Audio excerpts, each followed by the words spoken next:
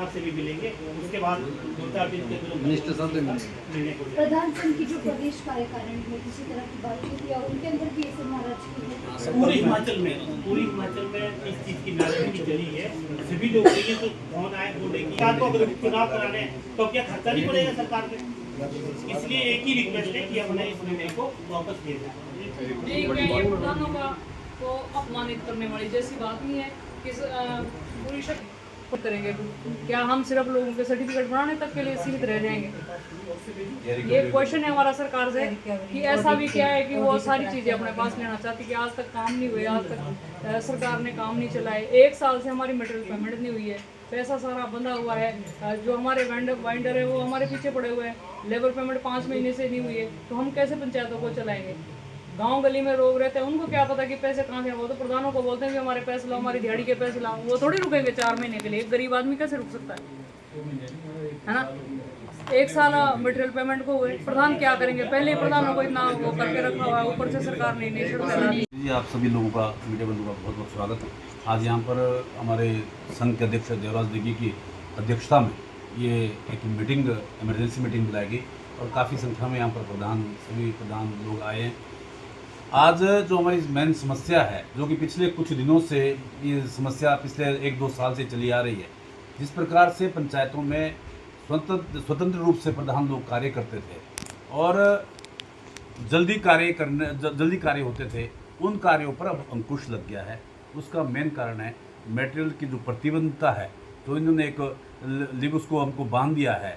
और हम ठीक है, हम इस बात के नहीं चाहते कि भाई हम ठीक है हमें मटेरियल कहीं से मिले, लेकिन मटेरियल की जो खर्चा है, उस मटेरियल का जो जिस पंचायत में पड़ता है, इंटीरियर पंचायत में पहुंचाने पर जो खर्चा पड़ता है, कम से कम वो रेट में हमें मटेरियल उपलब्ध कराया जाए। और दूसरी बात ये कि हमें टाइम से जब भी कोई मान लो जिस मटेरियल को हमें चाहिए उसकी पेमेंट टाइम से होती रहे। ये कुछ समस्याएं यहाँ पर आ रही हैं और अब सुना है कि इस बार फिर टेंडर लगाने जा रहे हैं नया, जिसमें कि अलग अलग पंचायत का अलग अलग टेंडर होगा, जो कि मैं समझता हूँ कि जो भी काम पंचायतों में बचे हैं और जो मैं समझता हूँ कि काम बचे क्या, पंचायतों में काम कोई कर ही नहीं पाएगा। इसलिए इस समस्या को लेकर हम आज सभी पंचायत के प्रधान यहाँ पर एकत्रित हुए हैं।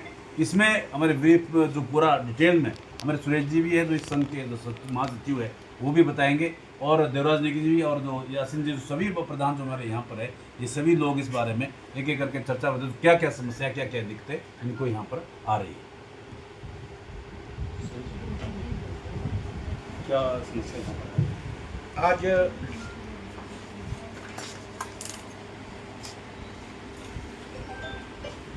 आज पांवटा साहिब प्रधान संघ श्री देवराज नेगी जी जो हमारे अध्यक्ष हैं, उसकी अध्यक्षता में आज सभी प्रधान साहिबान एकत्रित हुए हैं, जिनमें अभी सरकार के कुछ एक जो निर्णय लिए हैं, जिनमें ग्रामीण का जो विकास है, सबसे छोटी जो इकाई है पंचायत, जो ज़मीनी स्तर पे ये अपना विकास की गंगा को जो बहाती है गलियों में, तो वो चीज़ प्रभावित हो रही है।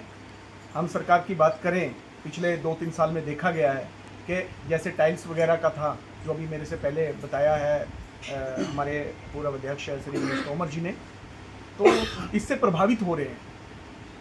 यानी कि अगर हम बात करें कि सरकार जो है हमारे जो एक अंकुश लगा रही है पंचायती राज के ऊपर, एक तरफ तो हम दावा करते हैं, कहते हैं हम पंचायती राज को सुदृढ़ बनाएं और उसको ऐसा सक्षम बनाएं कि लोगों की आवाज़ जल्दी से जल्दी सरकार तक पहुंचे। हम एक कड़ी का काम करते हैं, लेकिन पंचायत की शक्तियाँ सरकार की इस नीति से बड़ी प्रभावित हो रही हैं। सरकार ने सभी तरह के काम रोके हुए हैं। अगर विस्तार में बताया जाए तो अभी देखा है कि जो टेंडर लगाए के लिए बोल रहे पंचायत लेवल पे मटेरियल के, टाइलों के, सरकार इधर से टेंडर ले रही है। हमारी मनरेगा की पेमेंट 4-4 महीने से पड़ी है, लेबर की पेमेंट हमारी खड़ी है, वो पेमेंट नहीं हुई, मटेरियल की पेमेंट पड़ी है, हर 1.5-2 साल से हमारी लेबर की पेमेंट खड़ी है। अगर हम लेबर को कोर्ट में की और भेजें, मेरी सरकार से एक ही निर्णय है, या तो आप अपना निर्णय वापस लीजिए, नहीं तो फिर आने वाले समय में जो पंचायती चुनाव होना है उसमें आप लोगों को सभी को इसका खामियाजा भुगतना पड़ेगा। एक ही रिक्वेस्ट है पंचायती राज मंत्री जी से कि इस निर्णय को वापस लीजिए, ये जनहित में और हिमाचल हित के लिए अच्छा रहेगा। धन्यवाद। ये रहेगा, अगर नहीं करेंगे हम तो कलम डाउन कर रहे हैं, हम काम ही नहीं करेंगे 6 महीने के लिए, क्या काम करना है। अभी एक 1.5 महीना तो टेंडरों में फंसा के रखेगी, कलम डाउन करके कम से कम शांति से तो बैठ रहेंगे। जवाब देगी सरकार जाने और पब्लिक जाने, जो जिनके पास वोट मांगने जाना यही हुआ। बाकी सरकार ने तो बुरी तरह बांध के रखा है, BPL से लेके हर चीज़ को लेके सारे डिस्ट्रिक्ट लेवल पे, ब्लॉक लेवल पे टेंडर लगा रहे हैं। जैसे पंचायती राजों को एक जनप्रतिनिधि, जैसे MLA मंत्री जो बने हुए हैं, ये भी जनप्रतिनिधि से ही जनप्रतिनिधि है, हम भी जनप्रतिनिधि है। हम पंचायत स्तर पे और बड़े लेवल पे है। अपनी सैलरी तो देखो ना, अपनी सैलरी तो एकदम बीजेपी हो चाहे कांग्रेस हो, थपथपा के अपनी सैलरी। जो पंचायत प्रधानों की जो शक्तियां हैं इस सरकार द्वारा छीनी जा रही है। प्रधानों को एक निम्न स्तर पर लाकर खड़ा कर दिया गया है। प्रधान किस लिए बनते हैं? ताकि पंचायत जो है सुचारू रूप से कार्य कर सके।